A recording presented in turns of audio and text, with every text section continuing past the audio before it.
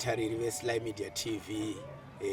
Panapa ndipo patinota nyaya dzese dzinoitika munharaunda, dzingava dzinosuwisa, dzinonakidza kana dzinoda avo vanoda rubatsiro.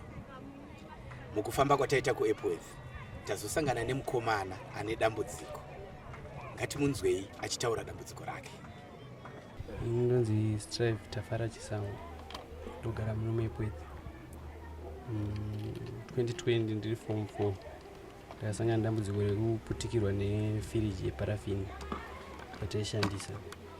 Yakangoita 40 saka pakuda kuona kuti yaita sei noti yanga yadzima tabva kuisa tambo dzacho, inoiswa tambo yoiswa parafini. Saka pandakanovhura pasi panogara tengi racho paya ndichidhonza tengi ida kuona kuti raita sei chatoti ridzime chii. Pandakanodhonza moto wakabva wangoputika bva wabatira paimberi ndakapfeka bva yatanga kubvira. Ndokutsva kwandakaita.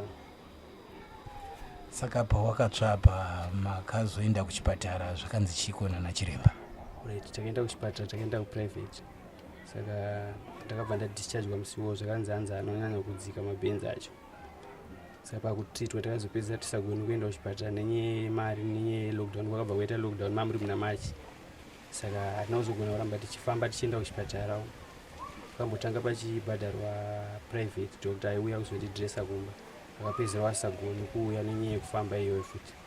Saka yazopedzisa tangodreserwa kumba tichibatsirwawo neama kumba ikoko. Ndiri kuona izvezvi wakaisa bandage muhuro. Uri kunzwa sei kubva pawatsva? Kubva pandatsva bandage ndoisa panombobuda hurwa mukati, saka kuti hurwa uya ndiubudise ndopabaya netoothpick ndopasvina kuti hurwa ubude. Nokuti unenge uchirwadza, saka ndinoti zvinani kuita pekubaya. Pain yekubaya hainyanyorwadzi kupfuura hurwa wacho uchirwadza uri mukati. Saka ndotopabaya wosvina pobva paita zvakanaka. Plus munhu anenge akakura usina kukwara wozokwara wakura kuti ungosiya masikazi waari panze, zvinhu zvinongorwadza zvinyatsotambirike zvakanaka. Saka ndongopavharawo ndichingodaro nebhandeji yangu pasiri kurwadza.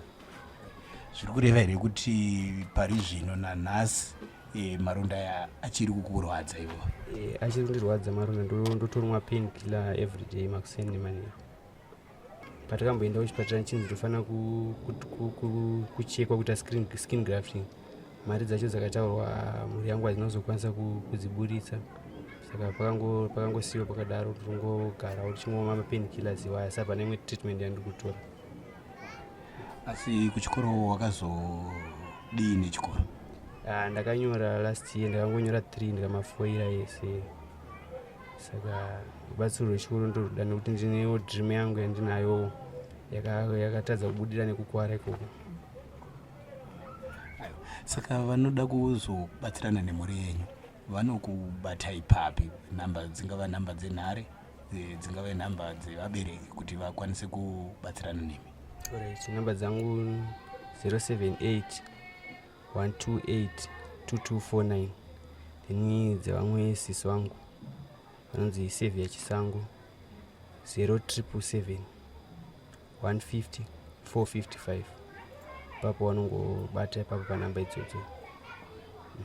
Saka pari zvino uri kugara nani, iwo wotipawo futi zvishuwiro zvemwoyo wako uchinge kwawana rubatsiro uda kuzodii neupenyu?